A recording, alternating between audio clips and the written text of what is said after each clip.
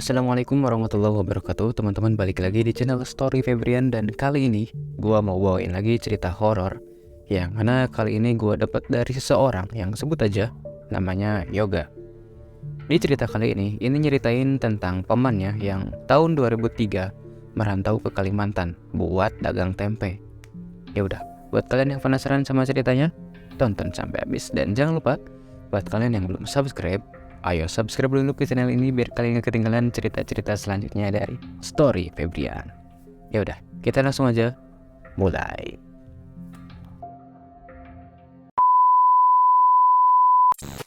Paman Yoga adalah seorang duda tanpa anak. Umurnya sekitar 51 tahun.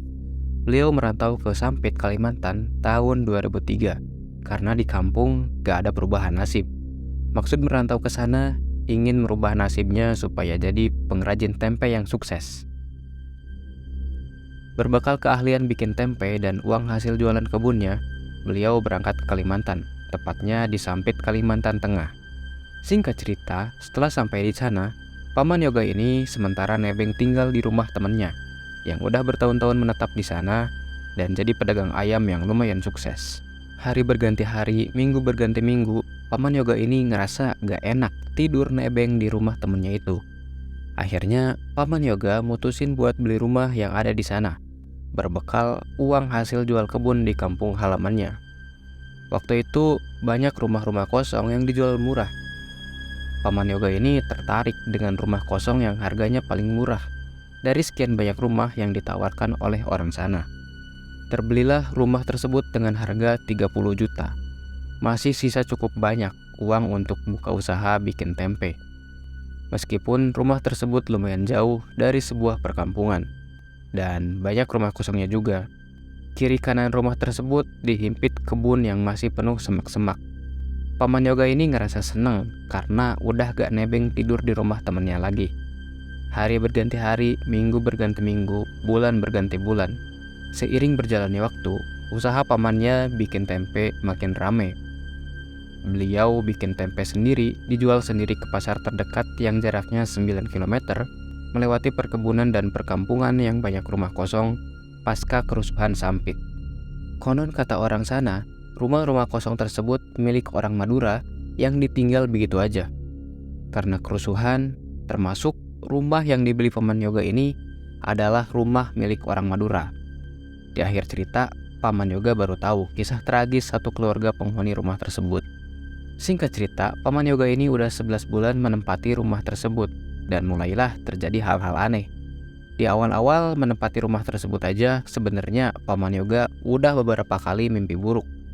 Tapi itu dianggap pamannya hal yang wajar, karena waktu tinggal di kampung halaman pun bisa mimpi buruk. Anggapan Paman Yoga, mimpi buruk itu di mana aja. Jadi pamannya belum ngerasa ada yang janggal dengan tempat tinggalnya. Selama menempati rumah tersebut, kadang-kadang tiap malam di atas genteng ada suara berisik. Dan di tembok samping kamar tidur juga beberapa kali terdengar suara garuk-garuk tembok pakai kuku.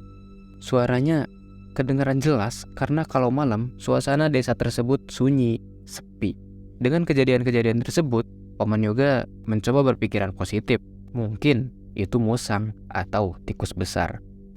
Karena kanan kiri rumahnya masih banyak kebun. Tapi di bulan ke-11 itulah Paman Yoga benar-benar shock dan percaya ternyata yang kadang-kadang hadir di mimpi pamannya adalah mereka. Yang selama ini bikin berisik di atas genting dan garuk-garuk tembok adalah mereka. Pelakunya arwah satu keluarga tanpa kepala. Tepatnya di malam Jumat Kliwon, jam 1 malam di bulan 11. Paman Yoga ini dikejutin satu keluarga duduk nangkring di konstruksi kuda-kuda rumah. Karena rumah tersebut belum ada plafonnya, jadi mereka kelihatan jelas duduk berdampingan bertiga di kayu kuda-kuda rumah. Dan semuanya tanpa kepala. Ceritanya waktu itu Paman Yoga tengah malam mau buang hajat. Dia pun pergi ke WC yang bersebelahan dengan dapur. Penerangan lampu di dapur pun agak buram karena masih pakai bohlam 5 watt. Pas lagi nikmatnya jongkok buang hajat sambil nikmatin rokok, Paman Yoga ini mendongakin kepalanya ke atas karena kayak ada suara orang bisik-bisik di atas. Pas pamannya ini ngedongakin kepalanya ke atas menatap ke kuda-kuda atap rumah, ternyata ada 3 orang duduk santai di atas kuda-kuda tersebut. Semuanya tanpa kepala.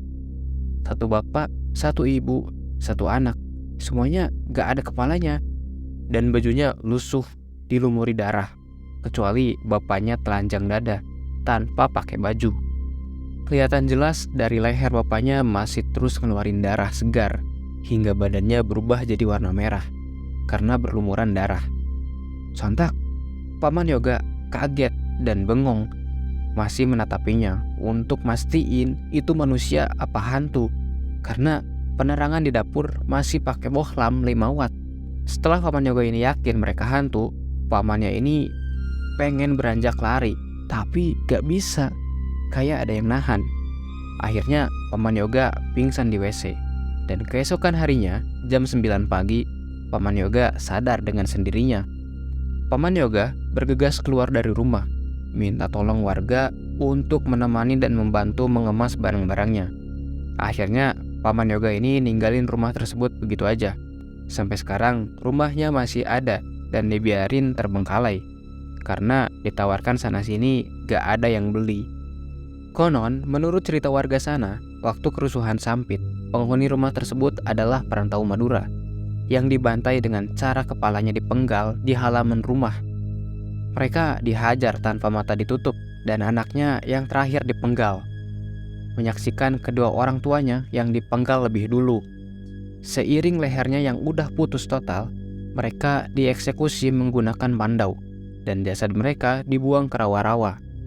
Bahkan kepala bapaknya diarak keliling desa sebelum kepalanya dibakar dan dijadikan bola api oleh warga sekitar. Sekarang pamannya Yoga ini udah gak ada. Beliau meninggal tahun 2019. Mudah-mudahan pamannya Yoga ini husnul khotimah ya. Amin.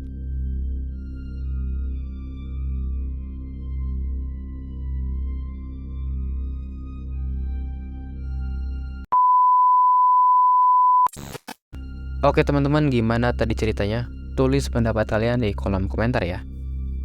Sebelum pamit, jangan lupa buat kalian yang belum subscribe, ayo subscribe dulu ke channel ini biar kalian gak ketinggalan cerita-cerita selanjutnya dari Story Febrian. Ya udah, sekian dan bye.